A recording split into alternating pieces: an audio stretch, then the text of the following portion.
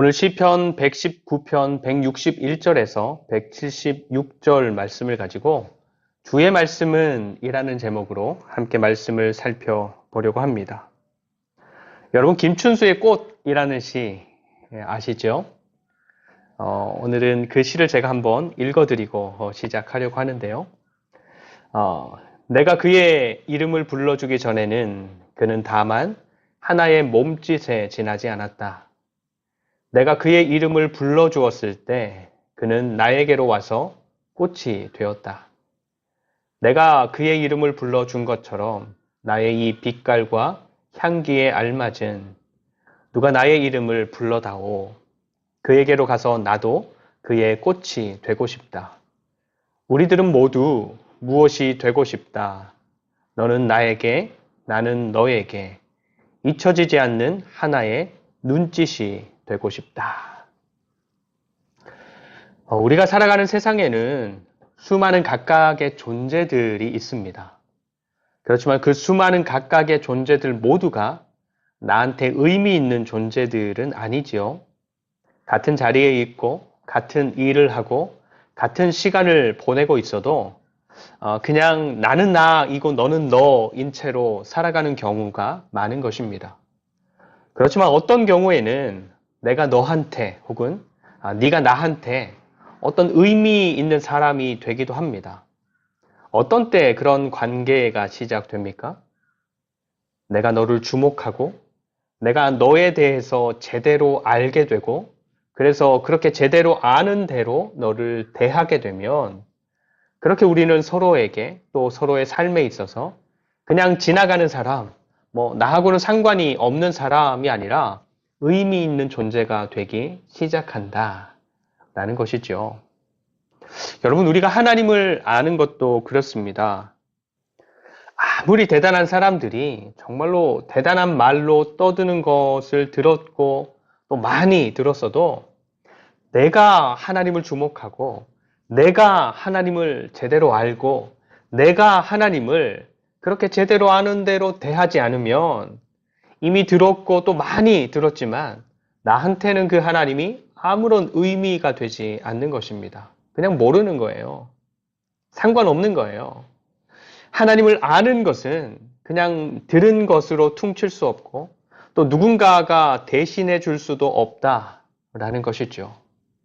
그래서 하나님이 나에게 하나님으로 다가오시고 내가 하나님에게 하나님의 자녀, 하나님의 백성, 하나님을 믿는 사람, 하나님을 의지하는 사람 등등으로 다가가지 않으면 우리가 말하는 신앙생활이라는 것은 예배를 얼마나 많이 참석했는지, 얼마나 많은 헌금을 드렸는지, 얼마나 많은 훈련을 받고 봉사를 했는지와 상관없이 헛수고한 것밖에 되지 않는다라는 것입니다. 그래서 예수님께서 그런 말씀을 하시지요. 마태복음 7장 22절 23절 말씀인데 그날에 마지막 때죠. 그날에 많은 사람이 나더러 이르되 주여 주여 우리가 주의 이름으로 선지자 노릇하며 주의 이름으로 귀신을 쫓아내며 주의 이름으로 많은 권능을 행하지 아니하였나이까 하리니 그때에 내가 그들에게 밝히 말하되 내가 너희를 도무지 알지 못하니 불법을 행하는 자들아 내게서 떠나가라 하리라. 여러분, 지금도 살아계신 하나님이 여러분들의 실제 삶에서는 어떤 의미가 되십니까? 그리고 우리가 진리라고 믿고 있고, 그래서 보고 있고, 듣고 있고, 삶의 기준으로 삼고 있는 하나님의 말씀은 여러분들의 실제 삶에서 어떤 의미로 여겨지고 있습니까? 여러분, 우리가 살아가면서 내가 정말로 중요하게 생각하는 것인데 그것에 대해서 내 돈도 내 시간도 내 관심도 두지 않을 수 있습니까? 없습니다. 우리는 절대로 그럴 수 없습니다. 근데 혹시나 내가 그렇게 행동하고 있다면 그건 내가 착각하고 있는 것입니다. 그것이 내 삶에서 중요한 것이라고 내가 착각하고 있는 것이지 실제 나한테는 그것이 그리 중요하지 않은 것입니다. 그래서 실제로 나한테는 그것보다 더 중요한 것들이 많이 있는 거예요. 오늘 시편 119편의 말씀은 하나님의 말씀에 대한 한 사람의 고백이고 평가이고 태도이고 결단이고 마음입니다. 그래서 우리가 잘 아는 시편 1편, 제일 첫 번째 시편이죠. 시편 1편의 말씀을 보면 하나님께서 보시기에 복 있는 사람이 늘 하는 것, 자주 하는 것, 놓치지 않는 것을 말씀하는데 그게 뭐였죠? 무엇이었죠? 여호와의 율법을 즐거워하여 그 말씀을 주야로 묵상한다. 그죠? 하나님의 말씀을 즐거워해서 그 말씀을 주야로 밤낮으로 늘 묵상한다. 하나님의 말씀이 내 삶의 즐거움이고 기쁨이고 만족함으로 여겨지는 사람들은 그것을 가까이 하는 것입니다. 보고 또 보고 읽고 또 읽고 말씀하신 대로 따르고 또 따르고 하는 것입니다.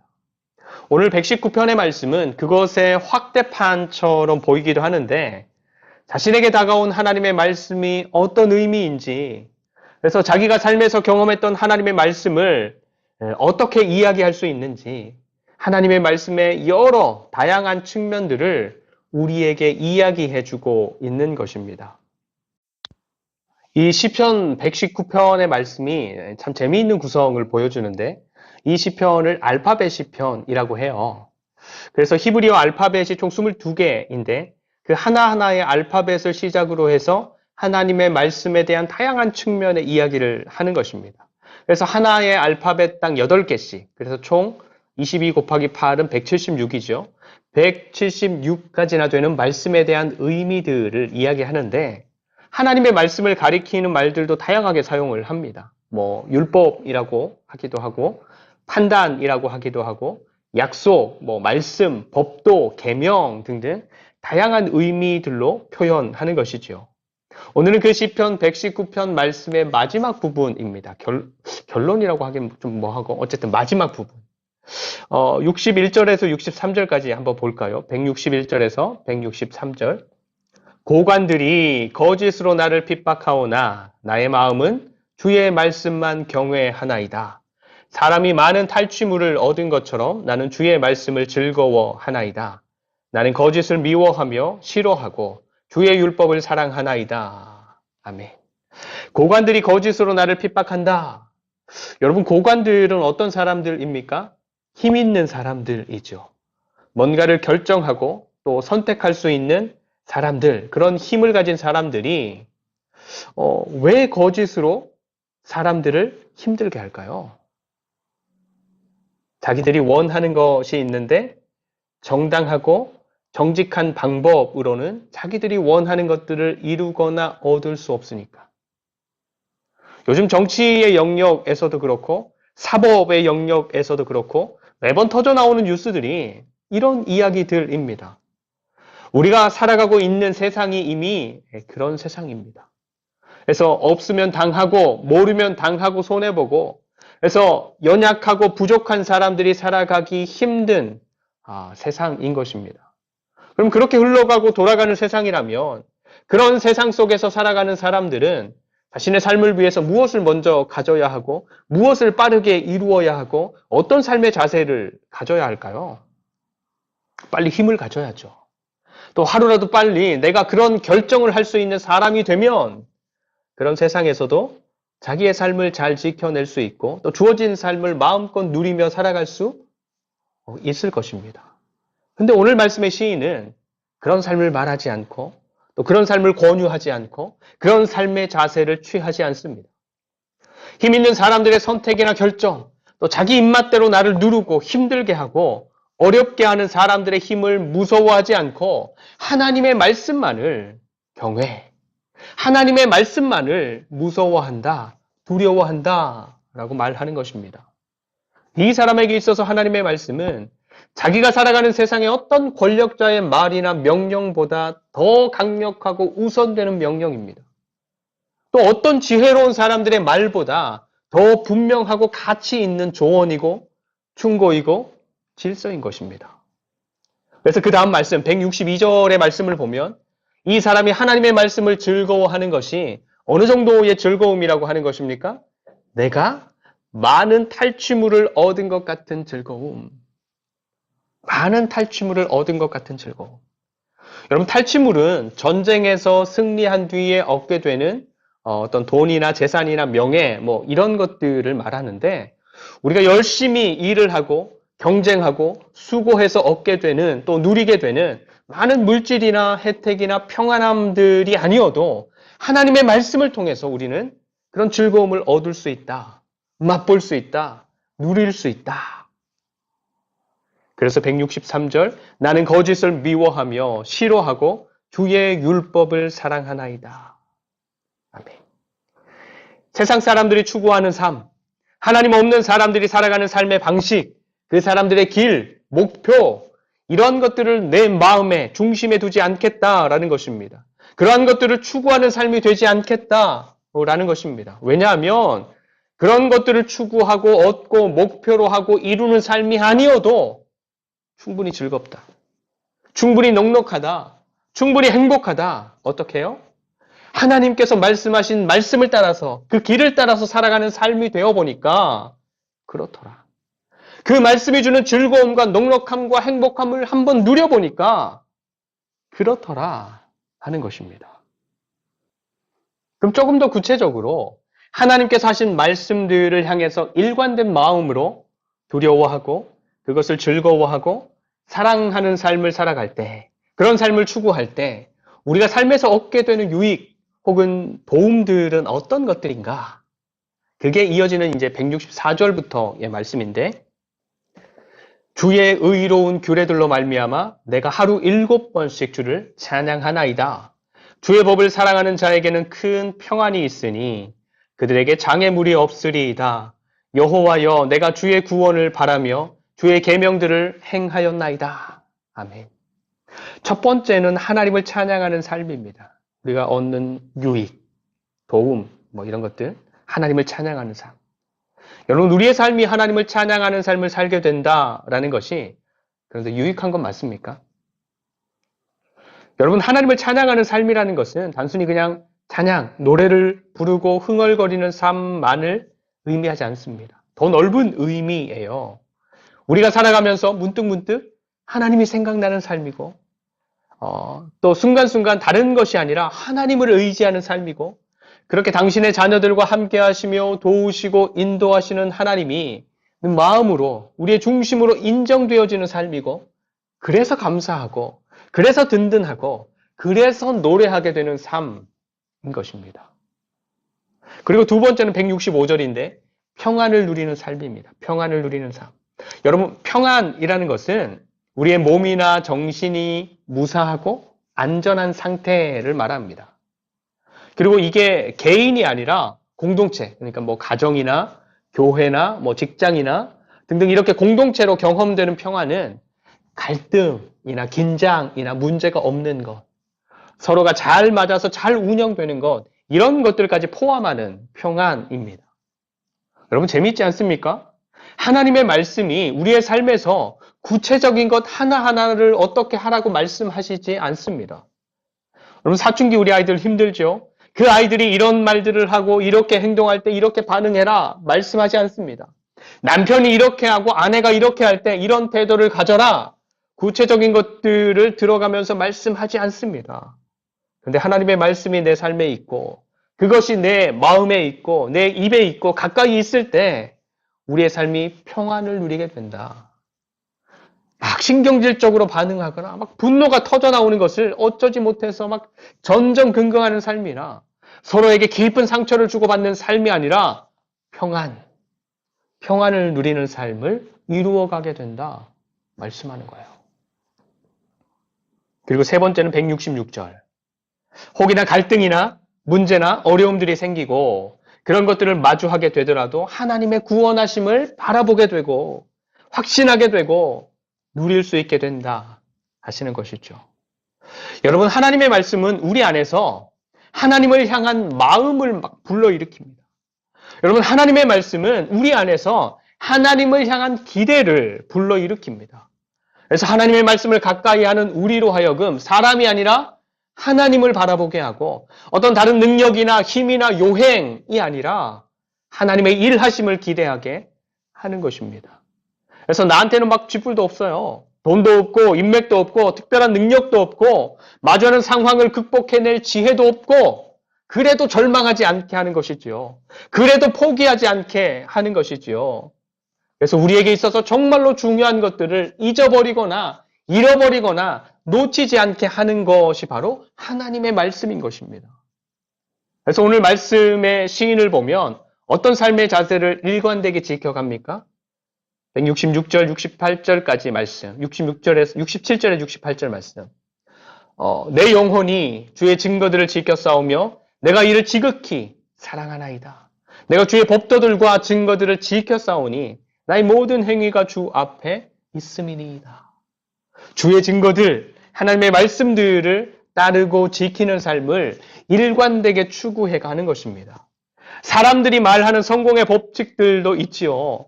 세상에서 말하는 노하우, 여러 지혜들도 있지요. 그렇지만 그런 것들을 아예 무시한다라는 게 아니라 다른 무엇보다 하나님의 말씀이 중심이 되게 하고 하나님의 말씀의 바탕 위에서 다른 것들을 선택해가는 삶. 그래서 하나님께서 말씀하신 것들이 적어도 내 삶에서는 지켜지고 이루어지는 삶을 일관되게 추구해간다 하는 것입니다. 여러분, 우리가 하나님의 말씀을 가까이 하고 그 말씀이 주는 깨달음과 감동대로 하나하나 지켜지고 이루어지고 내 삶을 그렇게 움직여가는 것은 쉽지 않습니다. 언제나 하나님의 말씀대로 살아가고자 하는 우리 그리스도인들의 삶은 이 세상이라는 엄청난 도전과 방해를 마주하기 때문입니다. 그래서 내게 주어진 삶으로 사랑할 것과 미워할 것 사이에서 끊임없이 고민해야 됩니다.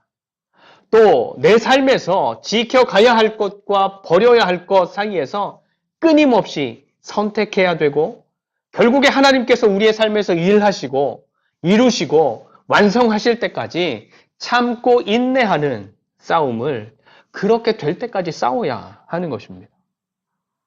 그런데 여러분, 우리가 그렇게 하나님을 믿고 하나님을 섬기고 하나님의 말씀을 따르고 지켜가기 위해서 애를 쓰면 뭔가 눈에 보이게 달라지는 것들도 좀 있고 마음에 깊이 와 닿는 감동이 되는 것들도 좀 있고 삶에서 막 얻어지는 것들도 좀 있고 그렇게 이런저런 효과들이 눈에 띄게 좀 있으면 좋은데 그렇지 않을 때 그런 것들이 보이지 않을 때 느껴지지 않을 때 우리는 낙심하게 되고 의욕을 상실하게 되고 그런 삶을 포기하게 됩니다. 이런 생각들에 사로잡혀서 어떤 생각인가 하면 내가 그렇게 해서 얻은 게 뭔데? 내가 그렇게 지켜서 달라진 게 뭔데? 근데 여러분, 이게 사랑이잖아요. 사랑이라는 것의 분명한 특징은 고린도전서 13장. 사랑은 뭐라고 합니까? 언제나 오래 참고. 사랑은 언제나 온유하며 무례히 행하지 아니하며 자기의 유익을 구하지 아니하며 성내지 아니하며 악한 것을 생각하지 아니하며 모든 것을 참으며 모든 것을 믿으며 모든 것을 바라며 모든 것을 견디느니라. 그대로 믿어주는 것, 그대로 따라주는 것, 끝까지 견뎌주는 것. 하나님은 우리가 하나님을 사랑하기에 하나님께서 우리에게 말씀하신 것들에 대해서 말씀하신 그대로 우리가 받아들이고 신뢰하고 따르는 그 순종함 자체를 우리가 뭔가를 이루어서가 아니라 막 세워서가 아니라 그 순종함 자체를 기뻐하시는 것입니다. 그래서 그런 하나님을 향한 우리의 간구, 우리의 기도, 우리는 어떻게 기도해야 되는가? 먼저는 169절입니다. 169절. 주의 말씀대로 나를 깨닫게 하소서. 주의 말씀대로 나를 깨닫게 하소서. 여러분, 하나님의 말씀대로 우리의 마음이 또 우리의 생각이 깨닫는 것, 그래서 우리를 향한 하나님의 뜻을 바르게 아는 것은 너무너무 중요하지요. 바르게 깨달아야 바르게 따를 수도 있으니까. 그런데 우리가 하나님의 말씀을 하나님의 뜻대로 깨닫는 것을 방해하는 것들이 밖에도 있지만 우리에게도 있습니다. 우리에게도. 우리에게 있는 어떤 것들이 하나님의 말씀을 바르게 깨닫지 못하게 할까요? 뭐가? 우선은 우리의 감정. 우리가 너무 감정에 치우치게 되면 하나님의 말씀을 바르게 깨닫지 못합니다. 감정에 치우칠 때. 이해되시죠? 두 번째는 우리의 욕심. 내가 무엇인가를 욕심내고 어떤 것에 집착하게 되면 하나님의 말씀이 하나님의 뜻대로 깨달아지지 않습니다. 하나님의 말씀을 오해하거나 곡해하거나 내가 욕심내는 그것을 하나님의 뜻이라고 착각하는 것이죠. 그리고 마지막 세 번째는 우리의 열심. 무엇인가에 열심을 내는 것, 열심히 하는 것이야 너무너무 필요한 것이고 좋은 것이지만 그 열심도 지나치게 되면 하나님의 뜻을 바르게 깨닫는데 오히려 방해가 되기도 한다라는 것이죠. 그래서 감정이든 뭔가를 하고 싶은 소망이든 열심이든 어느 한쪽으로 치우치는 것은 바르게 보지 못하게 하고 바르게 깨닫지 못하게 하는 것입니다. 그래서 우리의 가장 우선되는 기도는 주의 말씀대로 나를 깨닫게 하소서. 내 마음대로가 아니라 주의 말씀대로 나를 깨닫게 하소서가 되는 것입니다. 그리고 우리의 두 번째 기도는 170절. 주의 말씀대로 나를 건져주소서. 여러분, 우리가 마주한 문제가 또 어려움들이 어떻게 해결되는 것이 정말로 우리에게 더 도움이 되고 더 유익한 것이 되는지를 제대로 알지 못합니다. 어떤 때는 일이 빨리 해결되는 것이 우리에게 더 유익할 수도 있고 어떤 문제들은 좀 천천히 해결되어 가는 것이 우리에게 더 도움이 되는 경우도 있는 것입니다. 또 1번의 길보다는 2번의 길이 더 나을 수도 있고 세 번째보다는 네 번째의 방법이 더 유익한 것을 얻게 할 수도 있는 것입니다. 그래서 우리는 문제나 어려움이 해결되는 것조차도 하나님의 뜻대로 하나님의 말씀대로 되기를 그렇게 하나님께서 우리를 건져주시고 우리를 인도해 주시기를 간구하는 것이 우리에게 필요한 것입니다. 예수님께서도 그러셨잖아요. 나는 이 잔을 마시지 않고 피하고 싶지만 내가 원하는 대로가 아니라 아버지께서 원하는 대로 내게 이루어 주옵소서. 그리고 세 번째 기도는 173절입니다. 173절. 주의 손이 항상 나의 도움이 되게 하소서. 주의 손이 항상 나의 도움이 되게 하소서. 여러분, 나는 하나님을 믿습니다. 나는 그리스도인입니다. 라고 스스로 고백하는 사람들 중에 많은 사람들이 사실 하나님보다 눈에 보이는 세상의 어떠한 것들, 돈이나 권력이나 사람이나 제도나 이러한 것들을 더 의지하고 신뢰합니다. 하나님은 전능하신 하나님이시고 이 세상의 주인 되신 하나님이시고 우리에게 가장 딱 맞는 도움을 주실 수 있는 분이 분명한데 우리는 자꾸만 하나님이 아니라 다른 도움, 다른 방법, 다른 길들을 찾아다니고 그것을 찾지 못해서 염려하고 걱정하는 삶을 살아갈 때가 너무너무 많은 것입니다. 그래서 우리의 간구는 하나님의 손을 의지하는 우리의 삶이 되게 하옵소서. 하나님의 손이 우리의 삶에 결정적인 도움이 되게 하옵소서. 그것을 아는 우리가 되게 하시고 그것을 경험하는 우리가 되게 하시고 그래서 늘 항상 모든 일에 그렇게 기도하는 우리가 되게 하옵소서. 여러분, 하나님을 믿는 믿음으로 살아가는 우리는 그렇게 기도하는 삶을 살아야 하지 않겠습니까? 세상의 다른 어떤 것들보다 하나님을 도움으로 삼는 그런 사람들이 바로 우리가 되어야 하지 않겠습니까? 그렇죠? 그리고 마지막 네 번째 기도는 175절입니다. 175절. 주의 규례들이 나를 돕게 하소서. 여러분, 하나님의 말씀들이 나를 돕는 삶이라는 것은 어떤 삶을 말하는 걸까요? 하나님의 말씀이 나를 돕는 삶. 여러분, 하나님께서 말씀하신 대로 내 삶에 이루어 주시고 말씀하신 대로 내 삶을 이끌어 주시고 역사해 주시고 말씀하신 대로 열매 맺는 것을 내가 기대하려면 어떤 것이 먼저 내 삶에 선행되어야 하겠습니까? 하나님께서 우리에게 말씀하시고 약속한 대로 내가 살아가는 것. 내가 믿고 따르는 것. 내가 순종하는 것이 먼저 있어야 말씀하신 대로 기대하는 것 역시도 가능하게 되는 것입니다. 여러분들은 하나님의 말씀을 우리의 도움이라고 생각하십니까? 하나님의 말씀은 살아있는 말씀이고, 우리를 살려내는 말씀이고, 우리를 세워내는 말씀, 새롭게 하는 말씀이라고 생각하십니까? 그러면 우리는 짧은 인생이지만 지금까지 살아봐서 알고, 예수 믿는 사람으로도 살아봐서 우리가 어떤 사람들인지, 내가 어떤 사람들인지 너무너무 잘 알지 않습니까? 우리는 176절 마지막 절에서 시인이 고백하는 것처럼 우리는 하나님을 믿는다 말하고 나는 그리스도인이다 말하고 있지만 주인 잃은 양처럼 얼마나 이랬다 저랬다 하는 사람인지 모릅니다.